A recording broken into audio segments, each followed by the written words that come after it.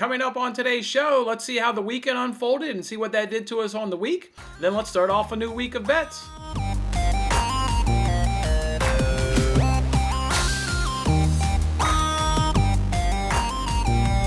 Hey, what's going on, everybody? It's Jason Mattis with Winning Bets. Thanks for hanging out with me on this episode, as always. The Monday edition here of Winning Bets, where we give out free sports picks every single day. I hope you guys had a fantastic weekend. Feeling really good here in Chicago. Weather's been great, touching 40, 50 degrees here. Parks are open. Parks haven't been open since like May of last year. So we're able to take our son to a park and, go down the slide 58,000 million times. Oh my God, how these kids, can go down a slide so many times repetitively. It's remarkable. So did that, did the whole swing set. Just feels good to like kind of get out and see people walking around. Feels like maybe we might be getting back to some normality here in a little bit soon. But so yeah, hope you guys had a good, fantastic weekend. Let's kind of jump on into it, see how the weekend unfolded. Then we'll see where we're at for the week and the year and what have you. Let's start off by recapping Sunday like we did last Monday. Let's just start off recapping the most recent day, which was Sunday, which was a profitable day. We started off hitting profitable in golf, made 0.02 units. Guys, remember I gave you two prop bets. We went 1-1 in those. We took Simpson over Hatton, and we took Schauffele over Rahm. Those were two. I'm not a golf guy. You guys know that. I'm only betting golf because of that NBC Sports Predictor app. Those two matchups were the exact two matchups that we got on the NBC Sports Predictor app. They were both at plus money. That's why we can go 1-1 and turn a profit. And like I said, it was Simpson that was victorious there of those two. So that's how we made money in golf. As for soccer, made money in soccer on Sunday as well, putting plus 0.79 units in your pocket. We went 3-1-1 in soccer on Sunday. We took Leicester and Arsenal, both teams to score. We got that to cash. That one cashed in the first half, so that was real nice and easy. Took Tottenham and Wolves, draw no bet. That one, it cashed, but it really wasn't much value because Wolves ended up drawing against Newcastle. We obviously know Tottenham, got a nice 4-0 victory there over Burnley. So it was a cash, but wasn't anything much really to speak of, just through the loss value there by Wolves. Our loss of the day in soccer was in that game, took under 2.5. Spurs came out just kicking ass. I mean, they got an early goal there in the third minute, really put Brighton back. I don't think Brighton could really settle in and kind of run the system that they like, up under Sean Dyche. So a little unfortunate, but that is what it is. But then we bounced back, got a winner of under 2.5 in Chelsea and Manchester United. No goals in that game, so that one felt really good. Actually predicted a 0-0 score in that one on the NBC Sports Predictor app. Just United's too good defensively, and Chelsea up under Tuchel, have been really, really good defensively. So, yeah, I didn't see any goals in that game. And then our push of the day was in that same game. We took United, draw no bet. Again, 0-0 game. So, no harm done there. Just got our money back. So, yeah, 3-1-1 in soccer, plus 0.79 units. So, that was good right there. Then we carried the winning ways on into NASCAR. We've continued to crush it there in NASCAR. We're now 7-2 on the season after a 3-1 day. We got Kyle Busch over Ryan Blaney to cash. We got Austin Dillon over Bubba Wallace to cash. We got Jones over DiBenedetto to cash. Then the lone trip up of the day was the one I did not give out on YouTube. So the three I gave out on YouTube, all cash, went 3-0 on the YouTube ones. But then I tweeted out another one, Cole Custer over Chase Briscoe. Should have cashed. It was a bad beat. I was sitting there watching that game. As I was making dinner, I had a tablet right there. I was watching it. Kind of looked away for a second while I was cooking, and then looked back when the announcer guy said, "Well, there's the white flag." So I was like, "All right, cool. One lap to go." And I'm seeing Custer where he's been running all day, top 10. He was sitting in 8th place, and Briscoe I think was at 18th. Then all of a sudden you just see Custer just free fall. It's like, whoa, what's going on? I instantly assume he ran out of gas. He ran out of gas because he is just tumbling down this leaderboard. Well, he tumbled right on past Chase Briscoe and ended up falling into 23rd place. So that's a bad beat. And it wasn't a gas-related issue. Cole Custer himself ended up sitting out a tweet, said he got a cut in his tire, and it happened with 2 laps to go, I believe is what that tweet said, if I recall correctly. So, yeah, he's probably starting his free fall a little bit there, but that's unfortunate because he was top 10 all day. I mean, he was killing Briscoe, and Briscoe was upper teens all day. So, yeah, that's unfortunate. We deserve to go 4-0 in NASCAR, so yeah, that one hurts. That one definitely hurt. That was a bad beat. And then the NBA didn't treat us well at all. Lost both picks in the NBA. Valanciunas, he got 5 quick fouls. 4 of them in the first quarter. Well, first not even the first, or not the first quarter. Sorry, I mean first half. He got his 4th foul with I think 9 or 8 minutes to go in the second quarter. So just unbelievable there. And then the Grizzlies just blew out the Rockets. So yeah, you get in foul trouble and your team is getting blown out on one side or the other. Yeah, you're not going to hit a prop bet there. And then we miss an over-under there as well in the NBA. But still a good day, overall Sunday, putting plus 0.39 units in your pocket. If you guys want to know how my weekend went, Friday was profitable. And Saturday wasn't. If you want to know what set the stage for Saturday, Sabonis sums it up really well here. I got the video clip here for you. You guys remember I gave you Sabonis under 22.5. I'll set the stage here, and then I'll let this clip run. So under 22.5 points for Sabonis. He was at 21. Well, first he was at 6 at halftime, which is doing really good. Then he exploded and got 11 in the third quarter, which is fine. He played the entire third quarter, so he got an extended look there. He got into up with 17 points. He sat and then come into the fourth quarter until I was watching that game. It was on ESPN until like 5 minutes to go, something like that. He came into the game.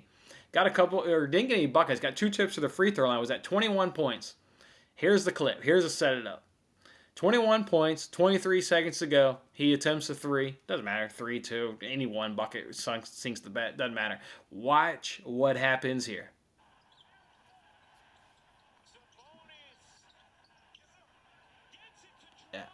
Yeah. Yeah. Takes a 3, bounces off the back of the rim and off the top of the backboard 2 times and falls in. Are you shitting me? I mean, are you kidding me? That's a brutal bad beat. With 20-some seconds to go, off the top of the backboard, I have never seen that. Never seen that. I've seen it hit the top of the backboard, but hit the top backboard twice and fall back in. My buddy actually texted me. He's like, did you just see that? I texted him back, I did, but actually, technically I didn't. This is what happened. Because I'm sitting there watching it. I see the ball hit the back of the rim, bounce up, hit the top of the backboard, and I literally looked down like this and started doing one of these like fist pumps. I was like, oh yeah, because at that point, it's like 20 seconds to go. It's like, he's probably not going to get another opportunity. So I start fist pumping like this. So I'm doing like this, and I hear the announcer go, off the backboard twice and in, and I look up. I'm like, the what? Off the top of the backboard twice and in? Are you shitting me? And then obviously I think, if I recall correctly, the Celtics called a timeout because I think then that pulled the Pacers within like 2 or 3 points. And then obviously during that timeout they showed the replay. And I'm like jaw dropped. Like, no, that did not happen. So that sums up the weekend. Like I said, Friday was profitable. Saturday wasn't profitable. And kind of just, just rolled a bad beat into Friday, and Saturday kind of got my ass kicked a little bit there. So on the week, though, as you can see right here in this tweet, a little bit down on the unit there last week, a little bit over 4 units. We had some bad beats last week. Sabonis takes the cake by far. You guys remember Dort? That was a brutal bad beat where he gets 9 points in the last 3 minutes of that game. All of a sudden, he wants to be the playmaker of that team and in the closing minutes. So that was a shocker. Cole Custer, that was a bad beat. He was just dominating all day. He was dominating over Briscoe. Not even dominating over Briscoe. He was running top 10 all day. And then they just get a cut tire with 2 laps to go. That was brutal. And then Brighton was a bad beat. That was one of the bets I put out on Saturday. You guys remember we did both teams to score in West Brom versus Brighton. Brighton had 2 penalties. 1 penalty hits the crossbar. 1 penalty hits the post. Then they had a goal. It was disallowed by VAR. And I'm telling you, I've watched the replay a gazillion times. I don't understand what happened. They're on the free kick. A referee blows his whistle. The Brighton tried to catch West Brom out and immediately kick it. Ball goes in the back of the net. You do hear a second whistle. And apparently, the referee saw some, pushing and shoving going on there at the line when the players get 10 yards off the ball. So he blew his whistle again. I mean, what? I mean, I don't understand. You blew your whistle. You told the Brighton player he could make the kick. He made the kick. He scored the ball. The frustrating part is, if you see on the replay, initially he looks at the Brighton player on the replay and says, "That's a goal." And then you see all the West Brom people kind of get around him and, doing what they do in soccer. They confront the ref and they argue.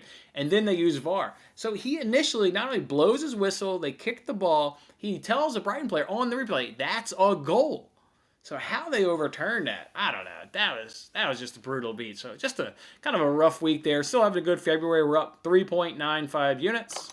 And then on 2021, on the calendar year, we're still doing really good. We're up over 21 units. We got 21.91 units on the year. So yeah, we're doing good. So actually, I forgot to preload the FanDuel, DraftKings, and what have you dollar amount. So I don't have that to show. Actually, I forgot to do that. All right, I want to do another thing. I'm going to post a poll here on the community tab here. I'm going to post a poll. We're going to start doing a thing where we rank bad beats, right? I thought about doing also good wins, but I think it's hard to remember good wins because we place bets. There's a reason we place bets because we think they're going to hit. So when they hit, it's kind of like, you don't take it for granted because we know how tough sports betting is, but you kind of just are like, yeah, I mean, of course that bet hit. Like, that's why I bet it. The research said it. So it's kind of hard to remember good wins. We'll do this with good wins if we have like really, really good wins, but I can't think off the top of my head what like really good win we've had. But I'm going to go ahead and post a poll. It's on the community tab here on the YouTube channel. We're going to start ranking our bad beats. We're going to put 2 up for grabs right now. We're going to do that Sabonis bad beat, and we're going to do Cole Custer because that was brutal. I don't know if you guys tailed me on those NASCAR bets, but that was brutal. So go ahead and make a vote right now. Sabonis, or failing to cash our under 22.5 points, or Cole Custer getting a cut tire with 2 laps ago and free falling down the leaderboard, ended up falling worse than Chase Briscoe. So put in your vote there, and then as we progress over here throughout the time, and as we get a bad beat, we'll kind of compare it to whichever one of these 2 wins, and then we'll always kind of have our worst bad beat. We'll have our worst bad beat. So we'll leave this voting up in through Wednesday. So we'll give you guys three days to do it. We'll announce it on Thursday. We'll kind of see where we're at, and then we'll have our current bad beat, and then we'll see if which bad beats going forward can topple whether it's Sabonis or Cole Custer there. So go ahead and get your vote in. I'm probably going to vote for Sabonis. I mean, god damn, that was brutal. That was brutal. All right, before I go ahead and give you guys my bets, let's go ahead and the NBC Sports Predictor app. Let's go ahead and do the golf contest. We got a winner there. We don't even need to draw a name out of a hat. We got S. Lowry 7. Came in with 90 points. So S. Lowry 7, go ahead and hit me up on Twitter. Drop me that PayPal information. I'll go ahead and drop you $20. It was tight. You got an 85 and a 70 right there behind them. So yeah, very tight, very tight. You can see right there, I got 60, and I can only show but so many people there in one screenshot. But obviously, there's 16 people in the group. So another good week. There's another contest going on this weekend. So okay, let's do it. Let's throw up another $20. So yeah, whoever can get the best score, this weekend in the golf contest can win another $20. So let's do it around. And then we got one soccer going on into today's game. We got Everton versus Southampton. As you guys can see here on the leaderboard, I've taken a screenshot here of everybody that has a chance to at least get their name in the hat. So this is everybody, whether you get because if you're at 14, yeah, you need to get to 24 to maybe tie the predictor, but you can do that with a perfect score there because that's worth 10 points. So this is everybody who has a chance to get their name in the hat or just win it outright. I'm at the top right there at 24 points. So I mean, that personally feels good just being the kind of the soccer guy that I am. So yeah, let's see who can have their name in the hats, and we'll draw that winner tomorrow. We'll either declare the winner or we'll draw the winner on tomorrow's show, depending on however many people are at the top of that list. All right, let's jump on into it now. Got a couple bets for you guys here. We're going to roll out first. We're going to do James Harden over 3.5 made threes at -110 over DraftKings. Look, he leads the team in three-point attempts. He's cashed this one in 7 of the last 8. And the one that he missed, he had 3 made three-pointers. Spurs are allowing 4 made three-pointers per game to point guards over the last 14 games. Spurs ranked 27th in three-point field goal percentage allowed. And kind of added bonus in our favor is Kyrie has a super tough matchup here. The Spurs are top 10, and in some categories, top 5 in the NBA and how they defend the shooting guard. So it kind of helps that Kyrie has a tough matchup. Maybe it can also make Harden, have even that much bigger a game. So love James Harden to get over 3.5 made three-pointers. To stay with that theme, we're going to go ahead and take Luka. Luka's got over 2.5 made threes, and that's -120 over at FanDuel. This one's cashed in 6 straight. The Magic allowed the 4th most three-pointers per game in their last 10. The Magic ranked 23rd in three-point field goal percentage in the last 3. And point guards are making 5.2 three-pointers in the last 7 versus Magic. So love Luka to go ahead and three 3-pointers there before. That game could be a blowout, but if it is going to be a blowout, just the way that the Magic are inability to defend the 3-pointer, I think Luka can get 3 even if this game does turn into a blowout there. So that's how we'll do it there. And then the other one I'll go ahead and give you guys is Cavs plus 4.5, and that's minus 109 over at DraftKings. Look, the Rockets have lost 11 games in a row. These two teams played on February 24th, and in that game, the Cavs won by 16 points, and the Wall played in that game, Gordon played in that game, and Oladipo played in that game. So the Rockets had all their current healthy stars in that game, and the Cavs even still had their way. If we look at it from a defensive perspective, Rockets are allowing about 17 more points per game. Efficiency, they rank 25th. Cavs rank 5th. Field goal percentage, Rockets are 7 percentage point worse. 3-point field goal percentage, they're about 2 percentage points worse. The advantages, roll over on offense for these Cavs. They're scoring about 15 more points per game in this recent stretch. Their efficiency is 17th, where the Rockets rank 30th. Their field goal percentage is about 11 percentage points higher than the Rockets. And then 3-point field goal percentage is 20 percentage points higher than the Rockets here in this recent stretch. So Rockets playing bad, Cavs playing good. I like Cavs plus 4.5. The only other thing we need to monitor that game is a Jared Allen prop. You guys remember also in that game on February 24th, we took Jared Allen to get over 16.5 points. Talked about that matchup. We know how the Rockets struggle to defend the paint. They don't have a center. They're running Daniel House out at the center position. We knew that night he would have a big night. He got 26 points, ended up going 10 of 11 from the field. Started off going 8 of 8, if I recall correctly. So, yeah, we're just waiting on the sports books to populate that. That one's playable up to 17, 18, maybe even 19.5. I won't even be scared if maybe that comes in at 19.5. Let's just see where it does come in and then jump all over that Jared Allen prop. So I am considering some other things there. Portland Trailblazers have a couple advantages there at the center position and also the shooting guard position up against the Hornets. So maybe looking at that one there. But I wanted to jump on here with you guys and at least give you these picks here. So, yeah, that's what we'll do. I'm pumped. I'm pumped for this week, guys. Admittedly, we've been down. It's fine. But the bounce back is always fun. The bounce back is always big. So that's what I look forward to doing it here, kicking it off here on this Monday slate of bets. And, so let's do that. Don't forget, guys, go ahead and vote. What's the worst bad beat so far? We got Sabonis or Cole Custer. Go ahead and get your vote in. Otherwise, guys, enjoy your Monday, and we'll see you back on Tuesday's show. Have a good one. Thanks for watching this episode of Winning Bets. I'm Jason Mattis. I'll see you again when we are celebrating the wins and making more winning bets. Don't forget to like, comment, share, and subscribe for more winning bets.